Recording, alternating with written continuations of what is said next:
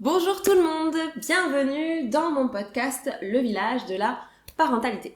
Je me présente, pour ceux qui ne me connaissent pas, je m'appelle Oriane Vigée-Lafosse, je suis éducatrice de jeunes enfants, accompagnante parentale et postpartum plus précisément. J'ai une petite fille, Anna, âgée de 2 ans, avec un merveilleux chéri. Alors, aujourd'hui, je vais vous expliquer un petit peu pourquoi j'ai décidé de créer ce podcast. À quoi ça sert, qu'est-ce que vous allez pouvoir y trouver dedans, et surtout un petit peu la genèse de ce projet-là. Alors, je suis partie d'un constat très très simple, notamment avec et mon expérience professionnelle et mon expérience personnelle de maman et de femme, c'est que, de manière générale, on ne sait pas écouter. Que ce soit nos amis, la famille, les personnes qu'on accompagne, dans notre travail, nos collègues, on ne sait pas écouter. C'est-à-dire, ça veut dire quoi on ne sait pas écouter? Mais bien sûr que si, me direz-vous, j'écoute bien moi, ma sœur, mon frère, ma mère, mon père, mon enfant.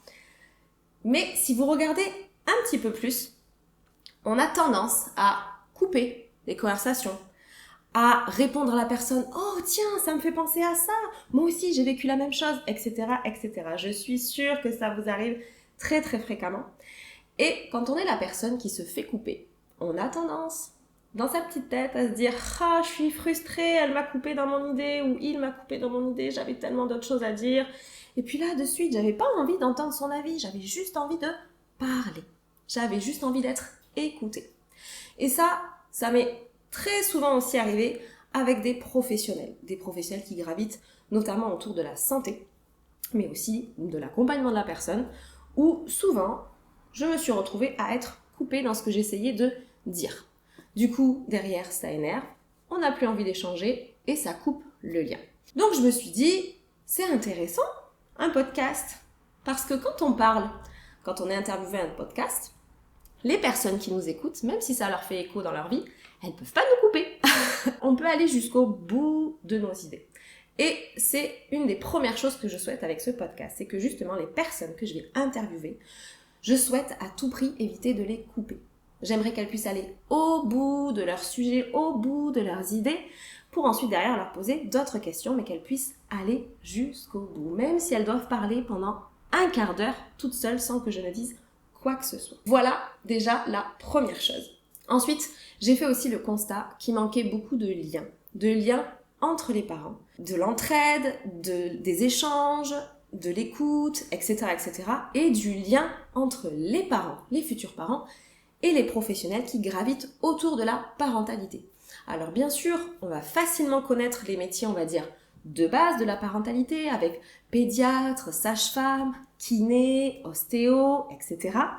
Mais il y a bien plus que ça. Il y a vraiment toute une panoplie de métiers qu'on ne connaît pas forcément, ou si on ne s'y intéresse pas, on ne sait pas que ça existe et que ça peut répondre à certaines de nos problématiques. Je vous dis ça parce que, notamment, par expérience personnelle, avec ma fille Anna, pour ceux qui me suivent depuis déjà un moment ou qui font partie de mon cercle, savent que Anna a eu des soucis majeurs, notamment à cause d'un reflux gastro-œsophagien très pathologique, dû entre autres à une polyallergie. On a bataillé avec son papa pendant des mois et des mois et des mois avant de se faire entendre, avant de se faire écouter, avant qu'on nous croie aussi, parce que beaucoup de médecins ne nous croyaient pas dans ce qu'on leur racontait de notre vécu avec notre fille. Et j'ai dû chercher plusieurs professionnels, une vingtaine. Et si j'avais su plein de choses avant de certaines professions, ça aurait raccourci le temps aussi de bataille et ma fille aurait pu être soignée beaucoup plus tôt et beaucoup plus facilement. Et ça, c'est ce que j'aimerais aussi apporter avec ce podcast. Donc, comment je vais faire? C'est très simple. Mon but, c'est de pouvoir interviewer des mamans, des papas, sur leur vécu, de la parentalité, de la maternité, de la paternité, comment ils ont traversé tout ça, qu'est-ce qui s'est passé. Donc ça va être aussi des mamans et des papas qui ont eu peut-être des parcours plus ou moins atypiques, certains avec des maladies, d'autres avec plusieurs enfants, d'autres des enfants qui n'étaient pas forcément prévus dans le programme, ou aussi des choses tout à fait normales entre guillemets, mais là je vais créer un espace pour que chacun et chacune puisse dire « Ok, moi je l'ai vécu comme ça, j'ai traversé telles épreuves, qu'est-ce qui a pu m'aider, qu'est-ce qui a pu au contraire me freiner, qu'est-ce que je regrette, comment j'aurais aimé faire ?» Pour qu'on puisse comme ça créer un village, un lien, se dire tiens, ça fait écho à mon histoire, c'est vrai que ça me rappelle telle ou telle chose, je vais aller voir tel professionnel puisque elle, ça a pu l'aider, peut-être que ça pourra m'aider, ou tiens, je vais essayer de contacter telle maman parce qu'on a un peu le même profil de vie et je sens qu'on pourrait se soutenir et s'entraider, parce que ça aussi c'est très important. On ose moins aujourd'hui aller demander de l'aide à quelqu'un. Alors, bien sûr qu'il va y avoir beaucoup de conseils autour de nous et ça j'en parlerai explicitement dans un sujet de podcast sur les conseils, mais de nous-mêmes aller voir quelqu'un et se dire écoute, qu'est-ce que toi tu as fait? Est-ce que tu peux me partager ton expérience? Et je vais écouter ton expérience sans te couper. Ça c'est très important.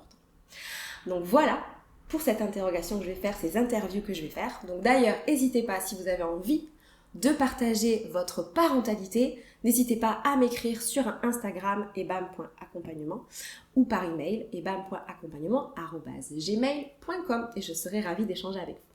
Et deuxième partie aussi de mon podcast, c'est que je vais interviewer des professionnels qui gravitent autour de la parentalité. Bien sûr, ça va être des professionnels qui véhiculent mes valeurs. Donc, c'est-à-dire que je ne vais pas forcément interroger des professionnels qui, d'office, je sais, ne sont pas du tout dans mes valeurs. C'est-à-dire, je m'explique. Par exemple, un exemple tout bête, certains pédiatres que j'ai pu avoir pour qui ça a été très difficile le dialogue avec eux et qui ne me croyaient pas, qui ne m'écoutaient pas, alors que ce sont des professionnels de la parentalité, de la périnatalité, ce ne sont pas ce genre de professionnels que je vais aller interroger. Voilà. Donc il faudra qu'il y ait des valeurs qui me ressemblent, des valeurs d'écoute, de bienveillance, de respect, de non-jugement, etc., etc. Tout ça pour pouvoir aussi mettre en lien les parents et les professionnels. Un parent pourra écouter différents types de podcasts sur certains sujets et pourra se dire tiens, ça fait écho à mon histoire, à mon enfant, à ma famille, je pense que c'est quelqu'un qui peut être bien pour moi, je vais aller la contacter. Et ça va me permettre aussi de pouvoir interviewer des métiers qui ne sont pas toujours très connus, reconnus, parce qu'ils sortent, on va dire, un peu du cadre classique du parcours de la parentalité. Voilà, je pense que j'ai fait le tour de tout ce nouveau podcast. J'espère en tout cas qu'il vous plaira. Vraiment, c'est pour ça que je l'ai appelé le village de la parentalité. Pour moi, ça c'est vraiment un endroit pour créer du lien entre parents, entre professionnels et entre parents et professionnels. Moi aussi, de mon côté, je ferai de temps en temps des épisodes sur des sujets qui me tiennent à cœur. Je parlerai aussi un petit peu de mon parcours, bien évidemment, avec ma fille, avec mon chéri, avec la famille, avec les amis, et des sujets qui me tiennent à cœur, comme la motricité libre, comme je vous disais tout à l'heure, les conseils, les projets de naissance, voilà, plein de petites choses qui me tardent de vous partager. En tout cas, si vous avez une envie particulière, un sujet que vous souhaiterez qu'il soit traité dans ce podcast, n'hésitez pas à m'écrire, je vous ferai un plaisir de vous lire et de vous répondre. Et pourquoi pas, si ça vous dit de vous interviewer. Notamment aussi s'il y a des papas, parce que c'est un petit peu plus dur pour moi de trouver des papas. Si vous avez envie de partager votre expérience de la parentalité, de la paternité, n'hésitez pas à m'en faire part. Je vous remercie pour votre écoute. J'espère que vous allez adorer les personnes qui vont être interviewées, ce qu'elles vont vous partager, vous véhiculer. Et j'ai déjà hâte de vous faire écouter le prochain podcast. Je vous dis bye bye et à très bientôt dans le village de la parentalité.